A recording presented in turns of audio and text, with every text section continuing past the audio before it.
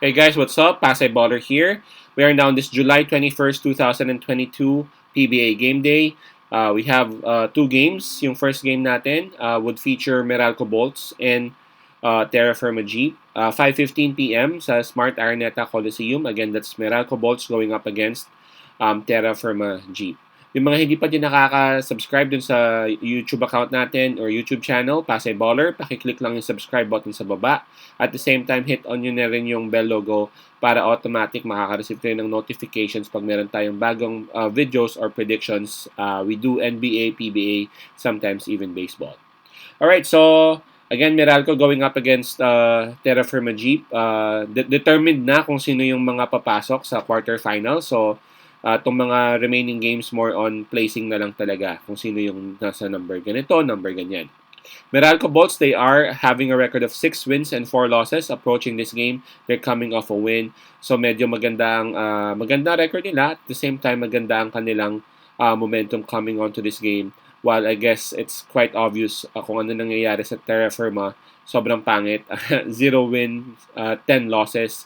They're hoping that at least they can have one win para hindi naman ganun kapangit yung kanilang conference dito sa Philippine Cup. I'm gonna make this one quick, guys. Kita naman natin sa mga previous games ng Terrafirma, tambakan talaga lahat sila. It's crazy and it's weird na doon pa talaga sila dumikit doon sa San Miguel Beer. Nag-OT pa, diba? But really, the remainder of their games, talagang most of them tinambakan talaga sila. Double digits talaga. Yung iba doon nasa 20, nasa almost, nasa 30 pa nga. So with the Meralco Bolts coming on to this game, to this game with a win, ganda ng momentum nila, na break nila yung losing skid nila. I think ganun din ang mangyayari dito sa laban na to. Chinek ko rin yung mga numbers. Meralco Bolts, they're actually having an advantage in terms of the 3-point field goal percentage at the same time sa kanilang assists. Yung assists ng Meralco nasa around 21 assists per game, while yung Terrafirma nasa 16 lang. Na pinapakita na mas talagang naikot at mas talagang naghahanap yung Meralco ng libre para sa kanila. Hindi naman sa hindi naghahanap ng libre tong Terrafirma, it's just that sometimes wala lang talaga silang option. Mas malalim ang bench ng Meralco Bolts, kaya mas maganda rin ang kanilang production off the bench. Chinek ko dito yung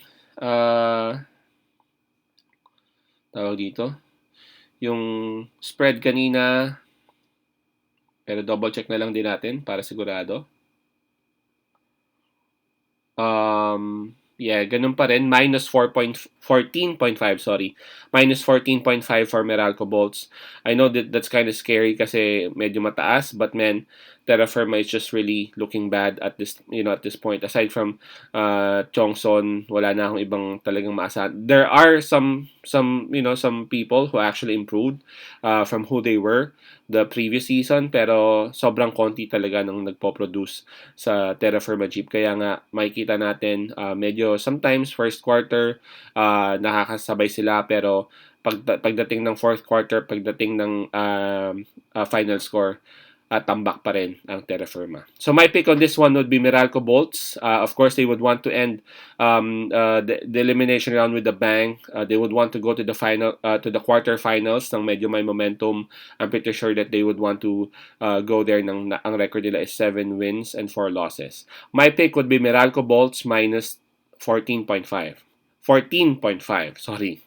Meralco Bolts minus 14.5. Peace out. Pass I love and God bless.